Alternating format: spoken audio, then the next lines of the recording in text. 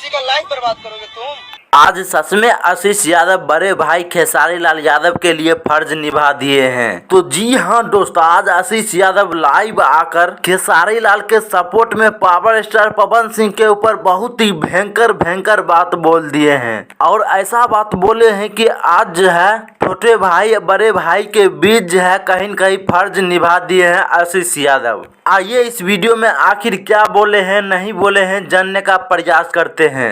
लेकिन सबसे पहले आप सबको बता देते हैं कि कल जो इवेंट हुआ था पावर स्टार पवन सिंह का लखनऊ में, वो इवेंट में पावर स्टार पवन सिंह ने खेसारी लाल यादव को ऐसा बात बोले हैं। ये तो बात आप लोगों को भले भांति पता ही होगा। और आज यही बात सुनने के बाद जानने के बाद सिंगर आशीष यादव जो कि खेसारी लाल यादव के छोटे भाई हैं, अब छोटे भाई हैं तो बड़े भाई को कोई कुछ बोल देगा तो भाई छोटे भाई को बर्दाश्त तो नहीं ही होगा। इसलिए आशीष यादव खेसारी लाल यादव के सपोर्ट में बोले कि जो भी मेरे भैया को बेटा बोले हैं उसको मैं छोड़ नहीं सकता हूं, ये मेरा ऐलान है। ऐसे दोस्तों आपकी क्या प्रक्रिया है आप सभी जरूर कमेंट बॉक्स में बताइएगा।